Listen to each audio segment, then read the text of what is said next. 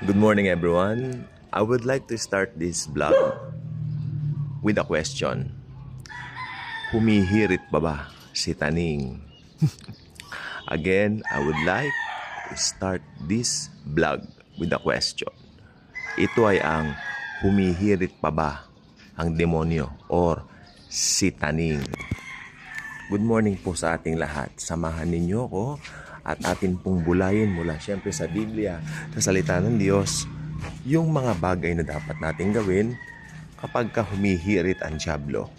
Alam nyo, tandaan po ninyo, sa krus ng Kalbaryo, tapos na po ang laban. Wala nang laban. Ang nakipaglaban po ang anak ng Diyos, si Hesus Kristo. Hindi po tayo. Okay? So, we cannot boast about anything. Okay? So, yung laban na sinasabi mo, kaya nakakatawa po Dati po, ma-attend kami sa mga...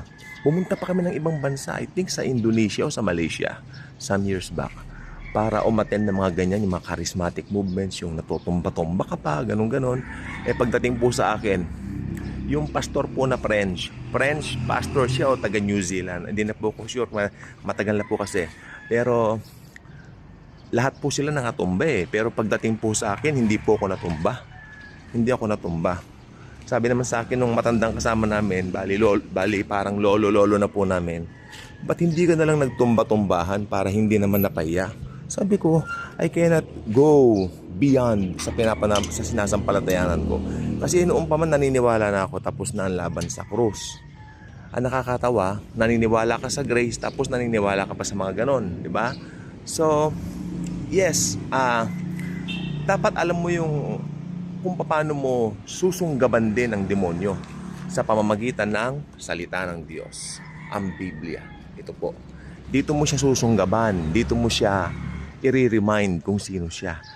I-remind mo siya kung sino siya. At higit sa lahat, i-remind mo ang sarili mo kung sino ka kay Jesus.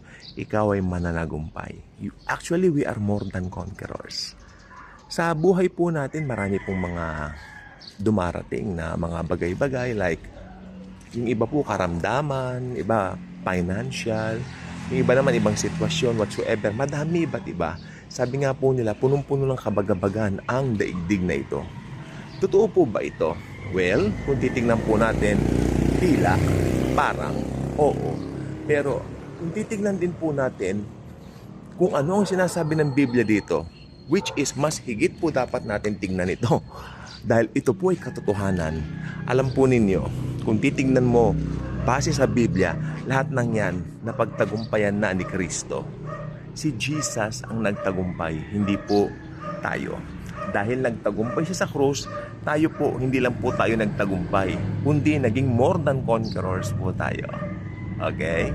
So, i-remind mo si Satanas kung sino siya, pero higit sa lahat, i-remind mo ang sarili mo kung sino ka. You are the beloved of God because of Jesus. Kaya, keep on declaring yung mga pinaniniwalaan mo. Yung mga ayaw mo mangyari, i-declare mo hindi mangyayari. Dahil ang Panginoon, hindi ka pababayaan, may iiwan. Hindi tayo pababayaan. May pangako po ang Biblia. May pangako ang Diyos na nakasulat sa Biblia para sa ating mga believers. No, alam natin dapat kung sino tayo.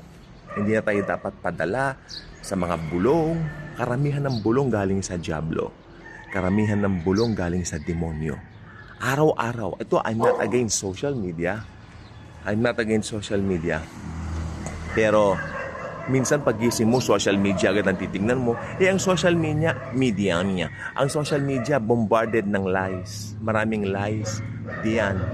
Maraming mga bagay. O kung hindi man lies, mga bagay na nagpapatakot sa'yo, nagnanakaw ng kapayapaan mo. Palagay mo gusto ng Diyos yun. Hindi niya gusto yun. Ang gusto niya manatili ka sa kanyang kapayapaan. Okay? Gusto niya maging matapang ka. At magiging matapang ka o masasabi kong establish ka sa pananampalataya kung inaaral mo ang kanyang salita. Yung Biblia. Paano ka lalago? Kung hindi ka naman nag-aaral, kung hindi mo nire-remind yung sarili mo kung sino ka sa Panginoon. Napakalaga po ng daily reminder natin sa ating sarili. We are the beloved. At i-remind mo rin ang dyablo. Sino ang dyablo? Isa siyang talunan. Sa krus pala ng Kalbaryo, talunan na po siya. Talunan na po siya. Ginupo na siya ni Kristo dun sa krus ng Kalbaryo. At ngayon, naghihintay na lang siya ng takdang oras para itapon siya sa lake of fire, sa dagat-dagatang apoy. Okay? Kasama ang false prophet at ang antichrist. Alam nyo, lahat ng mga nasa end times mangyayari yan. Ngayon po, hinihintay na po natin ang rapture. Anytime, rapture na po tayo. Yan po ang next big event na mangyayari sa mundo. Magugulantang ang mundo sapagkat tayo mga Kristiyano ay mawawala dito sa isang iglap. In a twinkling of an eye, mawawala po tayo dito sa mundong ibabaw na yun. Kling! Ganon. Diba? Tama ba? Natin naman.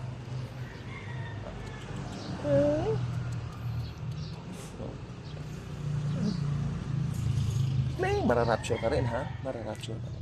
Irarapture ka ni Jesus, okay? Okay? Okay. Kling! Diba? Mangyayari po. Okay, baka kasi ang TikTok 10 minutes lang, 6:09 na rito sa time limit. Turn with me sa Romans chapter 8 verse 15. Romans chapter 8 verse 15. Napakagandang berso.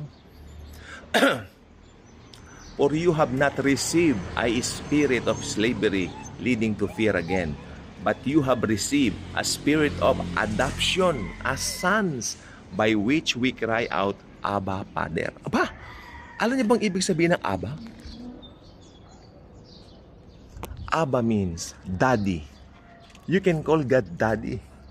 Di ba? Sa Old Testament, Holy God Almighty ang tawag nila. Totoo naman po eh. Pero sa New Testament po, New Covenant, ipinakilala ni Christ ang Diyos bilang Abba, Father. Meron tayong tatay. Alam niyo po ba, sa amin po kasi ulilang lubos na po kami.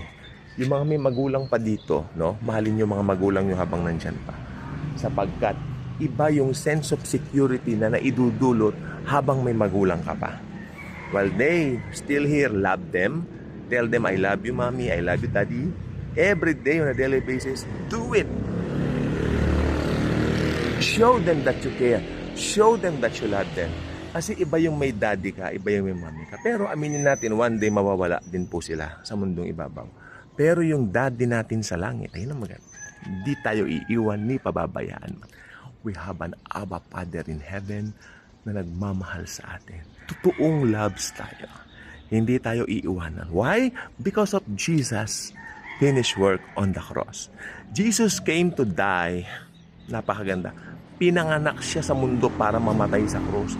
Why? Para tubusin tayo. Kaya sabi niya rito, for you have not received a spirit of slavery leading to fear again. Ayaw na ng Diyos. Nung hindi ka pa mananampalataya, sige, matakot ka, okay yan. Pero nung mananampalataya ka na, ayaw na ng Diyos na matakot ka. You have Jesus with you. Ay, anong dahilan? Anong sense para matakot ang isang believer? Wala. Ang isang believer ay believe matapang. Na alam niya kung sino siya kay Kristo Jesus.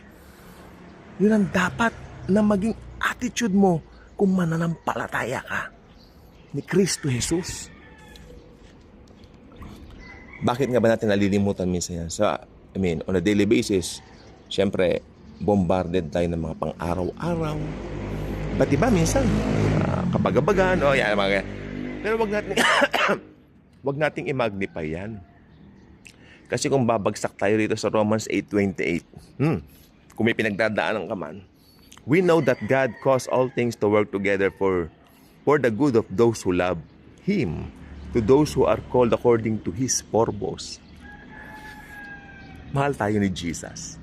Kung meron tayong gusto na mangyari, i-declare natin. Kung meron tayong ayaw na mangyari, i-declare natin at hindi mangyayari yung mga yan. Yung mga takot na yan, gawa ni Satanas, atin po yan iwasan. At tayo lang po ay manampalataya sa kanyang mga salita.